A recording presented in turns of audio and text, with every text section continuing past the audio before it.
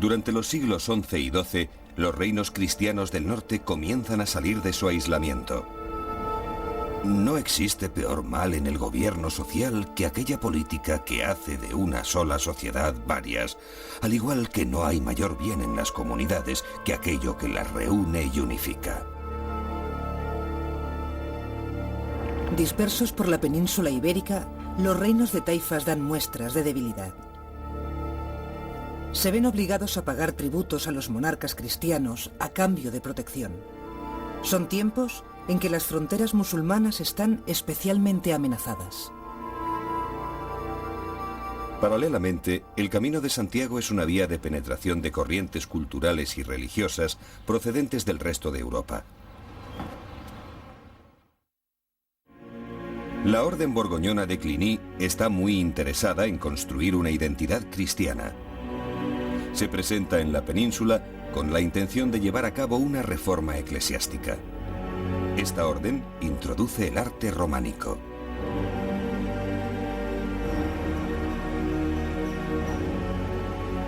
Alfonso VI de Castilla es el primer monarca cristiano que da un aviso serio al Islam. Ocupa Toledo, hecho que impresiona favorablemente a la Iglesia romana, que vuelve los ojos hacia la península ibérica. Las continuas batallas y escaramuzas entre cristianos y musulmanes generan una sociedad que paulatinamente se prepara para la guerra.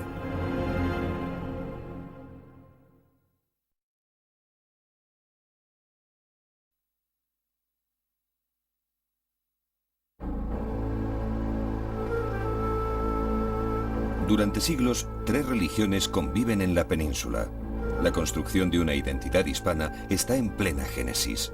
Estamos hablando de una España inexistente, estamos hablando de un hábitat donde la cultura hebrea, la cultura musulmana y la cultura cristiana conviven en la misma medida.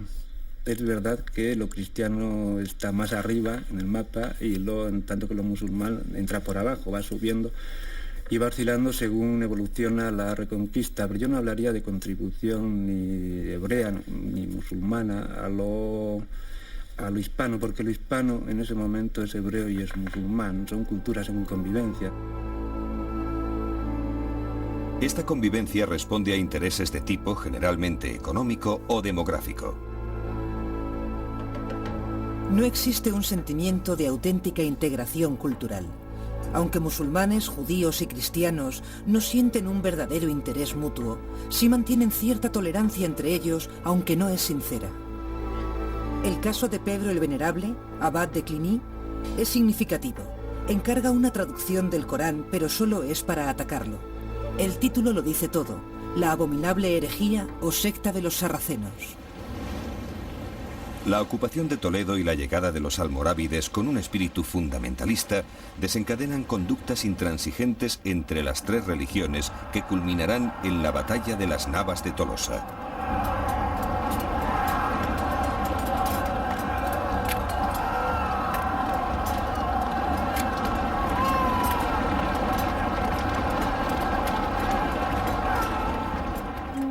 Sin embargo, el fanatismo creciente no evita la transmisión de un descomunal legado de conocimientos clasicistas y árabes a la Europa occidental.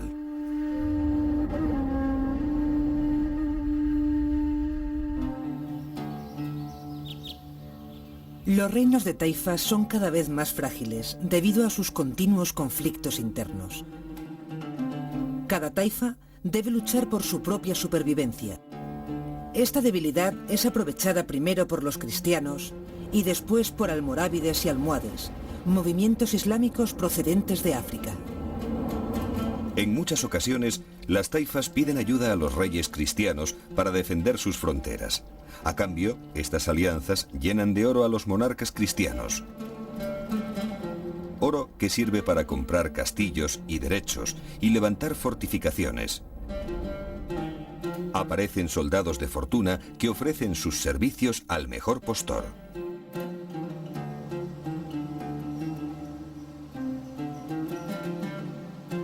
Poco a poco, los reyes musulmanes dependen más y más de los reyes cristianos, que amplían sus reinos.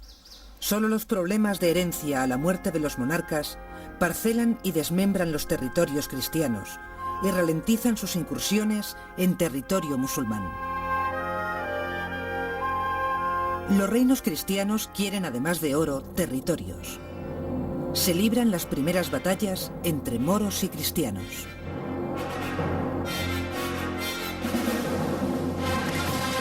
Hoy se recrea este periodo en el folclore del Levante español en las fiestas de moros y cristianos. Libremente se recuerda el vestuario de unos y de otros y alguna de las tradiciones medievales, por ejemplo, la de los torneos.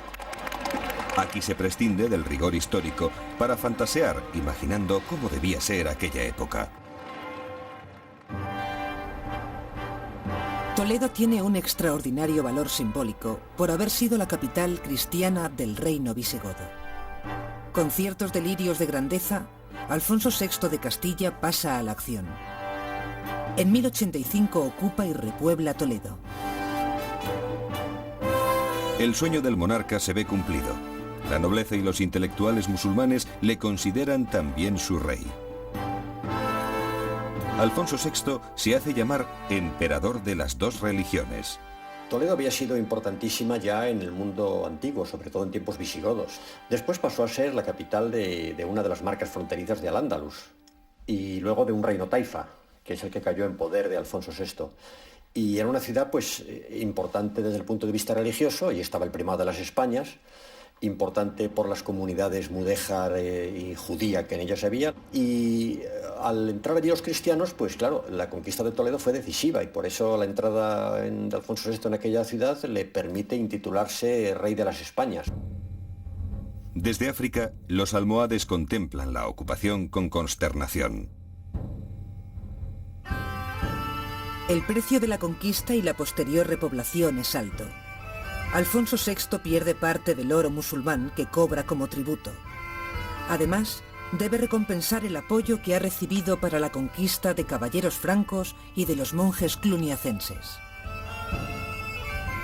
En un principio, el rey mantiene cierto talante pacífico y se compromete a respetar los bienes musulmanes. Pero la cristianización debe avanzar. Su conducta es cada día más intransigente con los vencidos.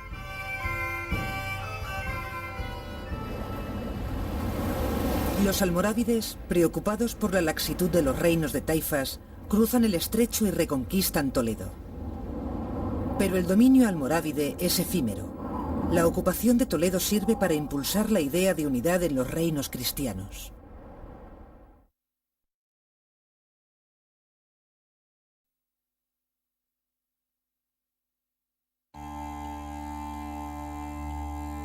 Navarra y Aragón protagonizan diversas uniones y desuniones. Los dos reinos comparten una ubicación geográfica expuesta a ataques islámicos y a intereses del imperio carolingio. El monarca navarro Sancho III el Mayor convierte Navarra en el primer gran reino cristiano de la península. Pero su muerte vuelve a dividir Navarra y Aragón. En ese momento, Aragón desde Jaca inicia su conquista hacia el sur. El monarca aragonés Alfonso I el Batallador arrebata Zaragoza a los musulmanes en una manifestación de su poderío. Como era la zona más poblada, que estaba en una posición estratégica excepcional, al lado del Valle del Ebro, que había sido zona muy aprovechada desde el punto de vista agrícola, sobre todo por los musulmanes, pues eso explica que se vaya a convertir en el centro del poder de los reyes de Aragón a partir de entonces. Había sido también importante como taifa, ahí estaba la aljafería, por ejemplo, la famosa aljafería, ¿no? Y bueno, pues esto explica que la conquista de Zaragoza les diera un entusiasmo espectacular a todos los conquistadores cristianos que entraron en ella, hasta el punto de que expulsaron a la población musulmana, la obligaron a vivir fuera de las murallas. La sobrina de Alfonso I, Petronila, es casada con Ramón Berenguer IV, conde de Barcelona.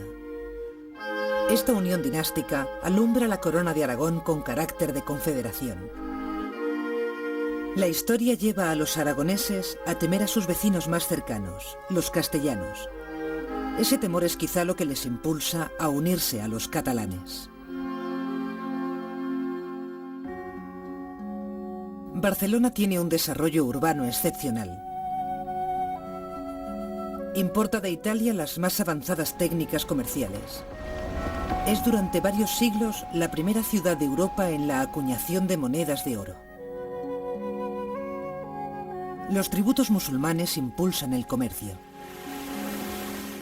En el siglo XI ya existen en Barcelona construcciones navales. Está a punto de iniciarse la gran expansión de la Corona de Aragón a través del Mediterráneo.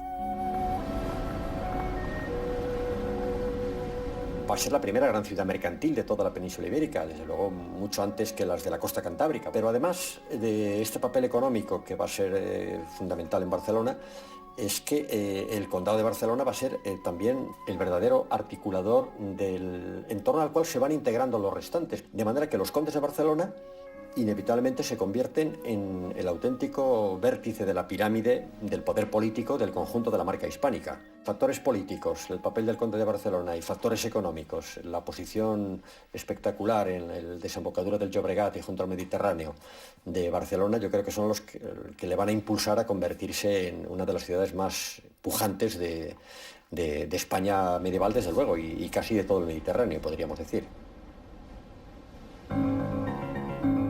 Entretanto, en el resto de la península, otros reinos cristianos mueven sus fichas. El Condado de Portugal, vinculado al Reino de Castilla y León, pasa a ser reino independiente con Alfonso Enríquez, que se proclama rey de Portugal. 7 años más tarde, con la ayuda de una fuerza naval anglo-flamenca, ocupa Lisboa. Un siglo después, los portugueses conquistan el Algarve, definiendo así un territorio que apenas cambiará hasta nuestros días. Los primeros barcos portugueses pronto exploran las costas de Marruecos.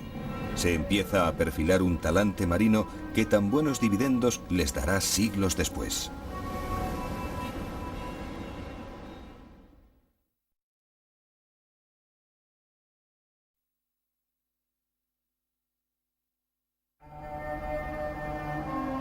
Uno de los conceptos básicos de la sociedad cristiana es la idea de frontera, entendida como espacio que configura entidades políticas a la vez que territorio de repoblación y de intercambio cultural. El avance cristiano se traduce en un problema posterior a la victoria, la repoblación. La península tiene durante estos siglos grandes superficies de terreno sin poblar y la llegada de europeos no es suficiente. Los conquistadores tienen muchas dificultades para encontrar colonos. Se llega a aceptar a delincuentes a los que se les perdonan los delitos cometidos.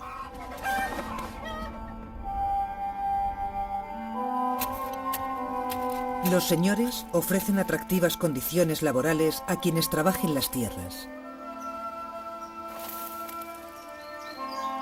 La tolerancia entre religiones se explica en parte por la necesidad de manos que labren la tierra, sean musulmanas o cristianas. El intercambio cultural es continuo. En la península queda un enorme legado de los mudéjares, los musulmanes que permanecen en territorio cristiano. Sus dotes artesanales y carpinteras son fundamentales para el desarrollo de las ciudades. Se configura, sobre todo en Castilla, una emergente sociedad municipal. Pueblos, aldeas y ciudades aprovechan técnicas como la del adobe para levantar rápidamente nuevas viviendas y fortificaciones. El origen del adobe es tan antiguo como el momento en que los humanos comienzan a fabricar sus propias viviendas. Los procedimientos de su manufactura no han cambiado. Lo que sí puede variar es la calidad de la materia prima, la arcilla y la habilidad de los adoberos.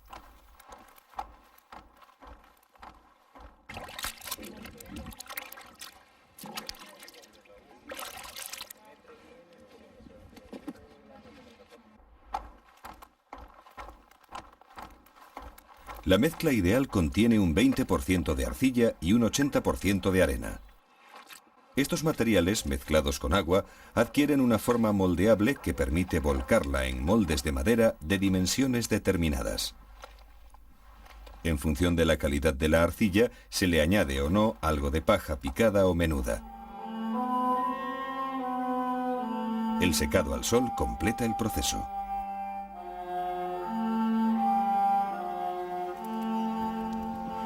La escasez de población explica el auge de la ganadería, actividad que no requiere abundante mano de obra y que permite continuos cambios de residencia. Salvo en algunos territorios catalanes, no encontramos un verdadero régimen feudal. En el resto de la península solo se adoptan algunas formas y lenguajes de las relaciones vasalláticas.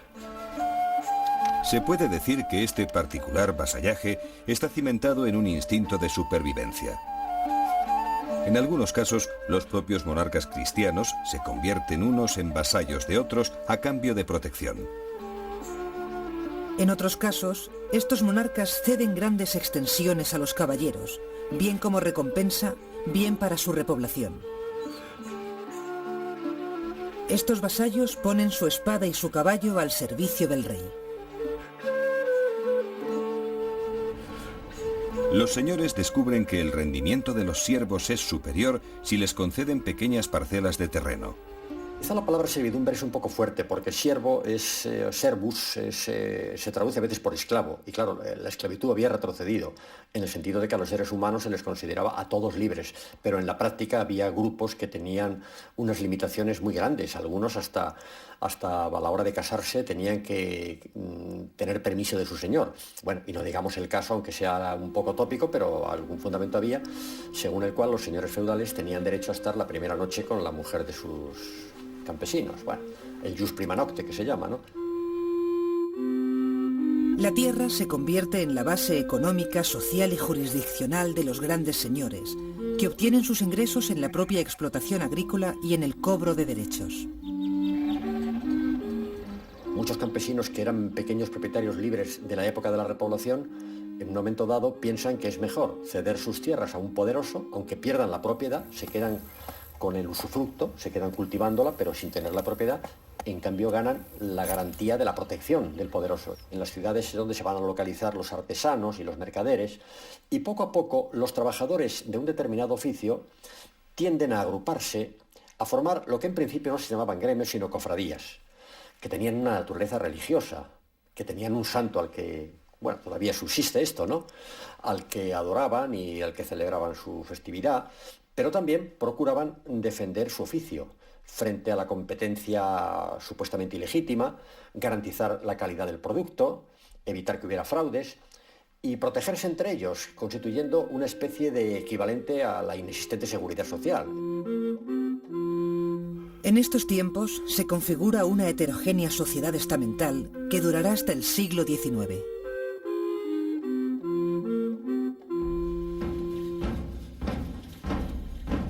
La historia de don Rodrigo Díaz de Vivar, el Cid campeador, es la historia de una extraordinaria ascensión social y refleja perfectamente cómo era la Castilla de finales del siglo XI. Su vida ejemplifica la gran oportunidad de progreso de este siglo.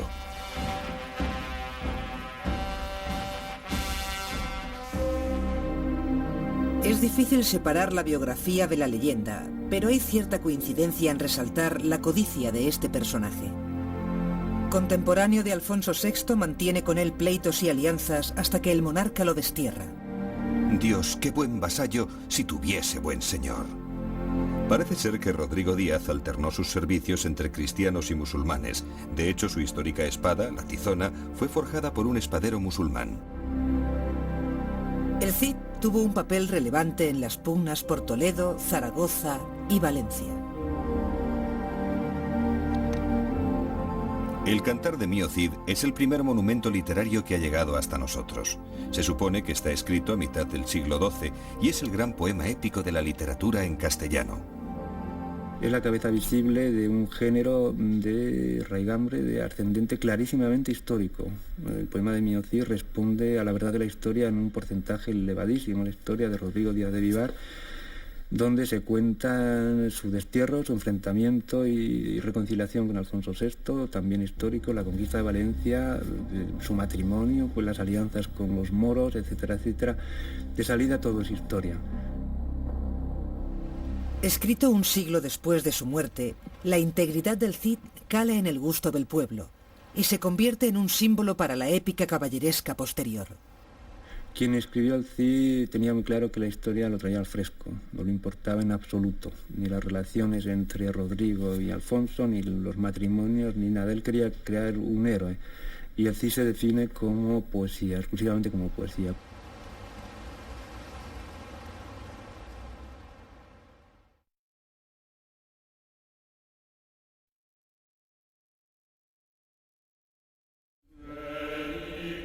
En los primeros años de los reinos de taifas, las jerarquías eclesiásticas cristianas realizan una actividad escasa.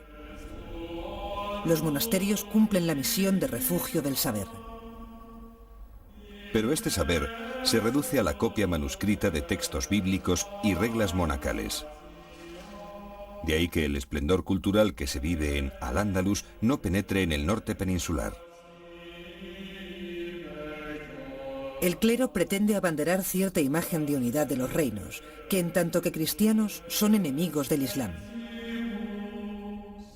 La llegada de monjes francos a la península ibérica es fundamental.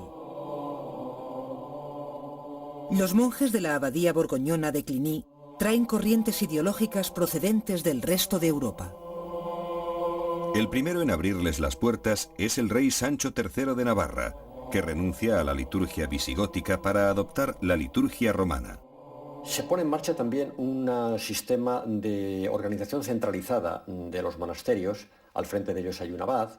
Los abades dependen exclusivamente de la Santa Sede, no dependen de los obispos de la diócesis donde están enclavados, sino que depende directamente de Roma. Un proceso de centralización que va a fortalecer los monasterios. Pero sobre todo, quizá el rasgo más significativo de la reforma cluniacense va a ser el papel decisivo que van a dar a todo lo que tiene que ver con la liturgia.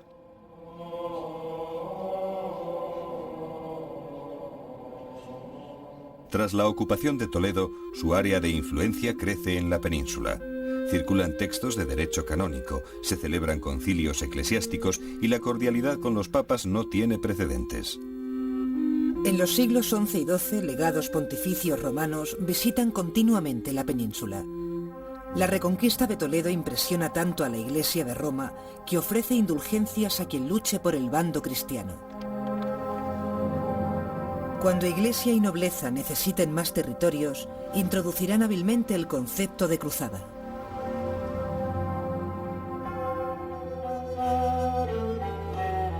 La ruta jacobea supone una estupenda ocasión para repoblar las tierras castellanas.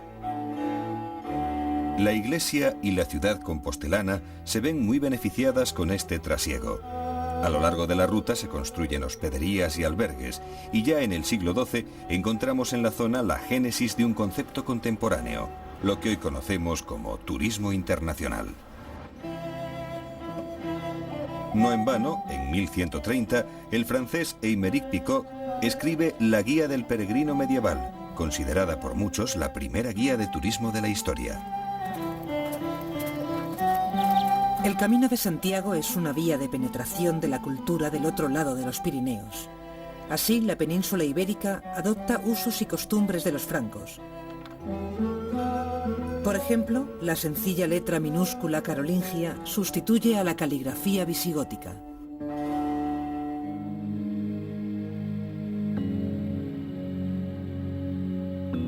De la mano de la Orden de Cluny, el arte románico se introduce en la península siguiendo dos direcciones. Al oeste sigue la ruta del Camino de Santiago y en el este se extiende por los condados catalanes. Los edificios del románico son austeros, poderosos y equilibrados en una armonía total que pretende expresar la grandeza de Dios. Dos aportaciones fundamentales son el arco de medio punto y la bóveda de cañón, que obliga a construir fuertes muros con escasas aperturas y robustos contrafuertes.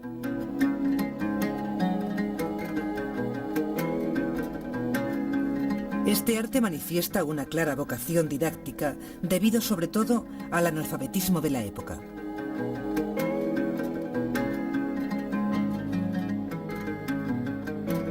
La planta de cruz latina simboliza la cruz en la que murió Cristo. La escultura, integrada en la arquitectura, reproduce escenas de la historia sagrada en capiteles y frescos. La primera muestra de arquitectura románica en la península es el monasterio de San Pere de Roda.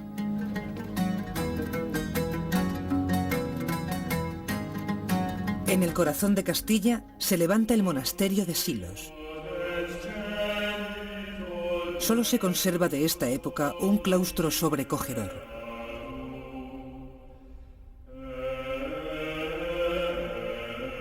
La presencia del gregoriano en nuestros tiempos garantiza la permanencia de este refugio espiritual.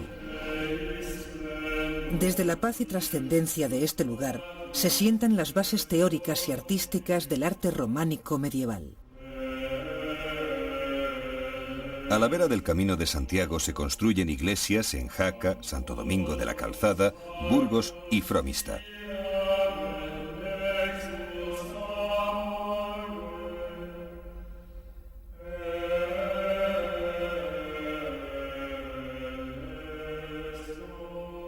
La cumbre del románico español es la construcción de la Catedral de Santiago de Compostela, el mayor templo de la zona cristiana.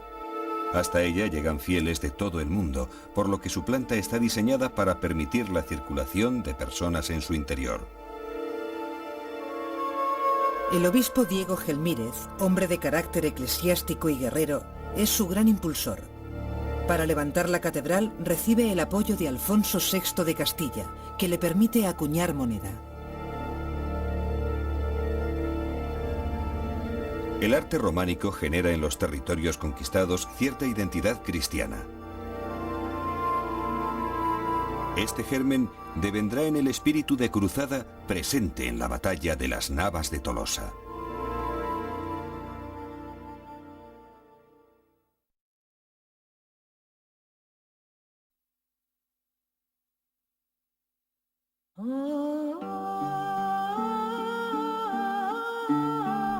Durante los siglos XI y XII se sientan las bases de la posterior unidad cristiana en la península. La codicia de señores y monarcas, los intereses del clero y la labor de las órdenes militares irán reconquistando territorios desde el norte hacia el sur. Pronto, estos territorios se agruparán en torno a los dos grandes reinos cristianos del final de la Edad Media, la Corona de Aragón y la Corona de Castilla. Así como la serpiente de bronce mata a las demás serpientes, así Cristo, elevado sobre su cruz, destruye a sus enemigos.